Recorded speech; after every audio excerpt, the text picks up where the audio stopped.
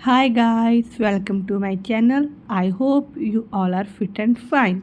हमने last part में किया था Hindu marriage act till section 12। अब हम सेकंड पार्ट में करेंगे divorce. So let's start with today's topic. Section 13 is about divorce कि किन किन ग्राउंड्स पर डाइवोर्स हो सकता है।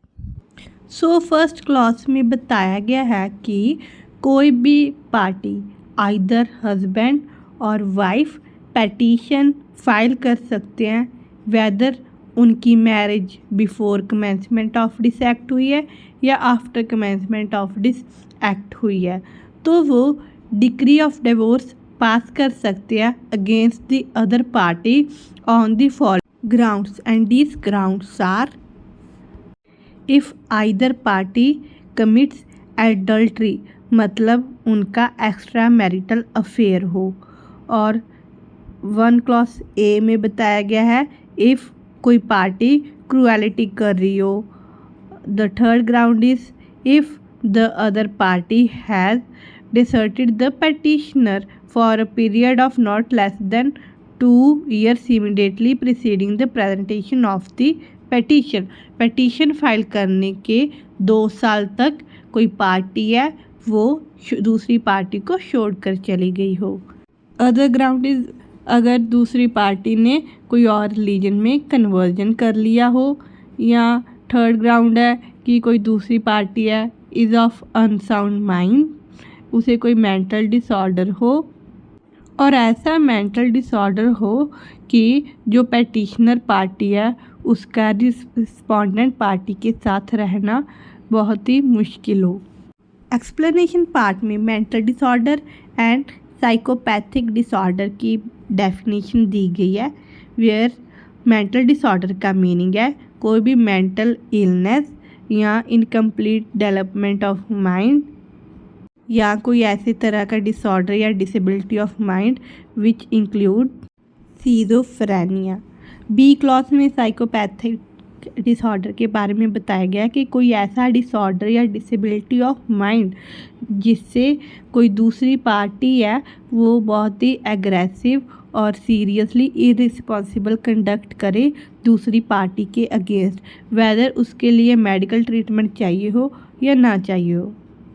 फिफ्थ ग्राउंड है कोई वेनरल डिसीज़ हो जो कि दूसरी पार्टी को भी हो सकती है, और सिक्स्थ ग्राउंड है अगर दूसरी पार्टी ने वर्ल्ड को रिनाउंस कर दिया है किसी रिलीजियस ऑर्डर को मानकर, और द सेवन्थ ग्राउंड इज़ अगर कोई पार्टी है जिसका 7 साल से कोई अता पता नहीं है कि वो ज़िंदा भी है या नहीं। एक्सप्लेनेशन पार्ट में डिसर्शन की डेफिनेशन बताई गई है जिसमें बताया कि कोई पार्टी बिना कोई रीज़नेबल कॉज के दूसरी पार्टी को उसके बिना कंसेंट से छोड़कर चली गई हो। क्लॉज 1A में बताया गया है कि कोई भी पार्टी वेदर उनकी marriage before commencement of this act हुई हो या बाद में हुई हो वो पटिशन फाइल कर सकती है on some other grounds and this grounds are. First ground में बताया गया है कि जुडिशियल सेपरेशन की डिक्री पास होने के 1 साल बाद भी दोनों पार्टी में कोहैबिटेशन नहीं हुई है, मतलब वो एक दूसरे के साथ नहीं रहे हैं। और the second ground is that restitution of conjugal right की पेटिशन किसी भी पार्टी ने फाइल नहीं की है पूरे 1 साल की।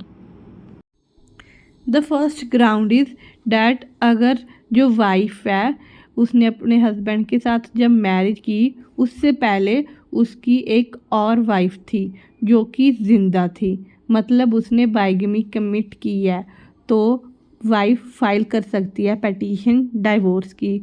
The other ground is of अगर द हस्बैंड मैरिज के बाद रेप, सोडोमी या बेसियलिटी कमिट करता है तो वाइफ डाइवोर्स सीख करती है। रेप तो आपको पता ही होगा फोर्स सेक्सुअल एक्ट, सोडोमी होता है अननेचुरल सेक्स, एंड बेसियलिटी होता है sexual act with animals. The other ground is अगर वाइफ ने मेंटेनेंस के लिए फ़ाइल किया है section 18 of Hindu adoption and maintenance act के under and section 125 of CrPC के अंडर एंड कोर्ट ने मेंटेनेंस के ऑर्डर को वाइफ के फेवर में पास कर दिया है, तो इवन तो वाइफ अपने हस्बैंड से अलग रह रही है पूरे 1 साल से, फिर भी वो डिवोर्स के लिए फ़ाइल कर सकती है। द अदर ग्राउंड इज़ अगर कोई लड़की है जिसकी शादी 15 ईयर की एज से पहले हुई है, वो 15 ईयर से लेकर 18 ईयर के बीच बीच में कभी भी अपनी मैरिज को रिजेक्ट कर सकती है और डिवोर्स के लिए फ़ाइल कर सकती है, वेदर मैरिज कॉन्सुमेट हुई हो या ना हुई हो। एक्सप्लेनेशन पार्ट में बताया गया है कि ये रूल वैलिड है इवन इफ़ जो मैरिज है 1976 जबकि अमेंडमेंट केम इनटू फोर्स तब हुई हो।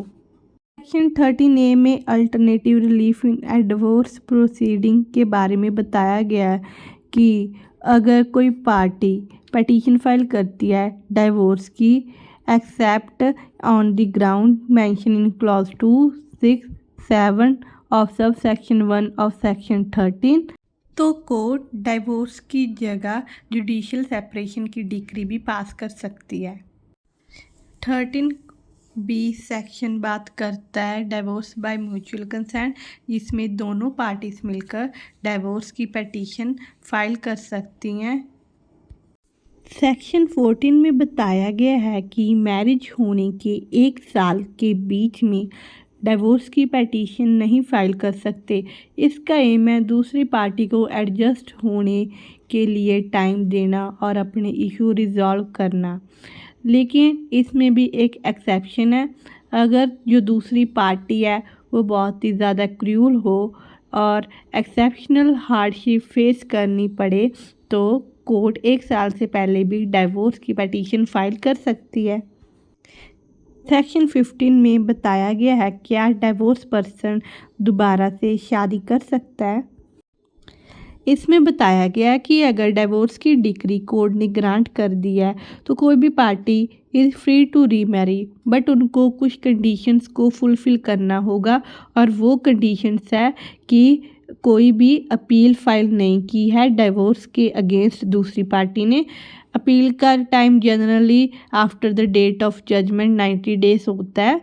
और द सेकंड पॉइंट इज़ अगर अपील फाइल भी की है लेकिन वो हायर कोर्ट ने डिसमिस कर दिया है तो भी person is free to remarry. अब इसको एक हम एग्जाम्पल से समझते हैं। सीता ने राम से डिवोर्स ले लिया है फैमिली कोर्ट के थ्रू। राम ने कोई भी अपील फाइल नहीं की 90 डेज के बीच में, तो सीता कैन रीमैरी।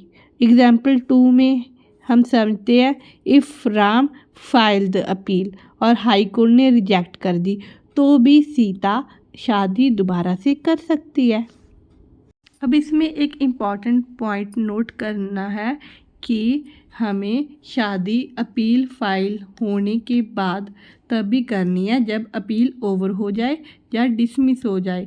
अगर हम अपील फाइल हो गया और तब हम शादी करते हैं तो बहुत सारी कॉम्प्लिकेशंस हो सकती हैं। आई होप आपको आज का डिवोर्स टॉपिक अच्छे से समझ आ गया होगा। अगर कोई प्रॉब्लम हो तो आप मुझे कमेंट सेक्शन में बता सकते हो and you can also give me any advice to improve my videos to keep me motivated. Please press the like button. Meet in next class.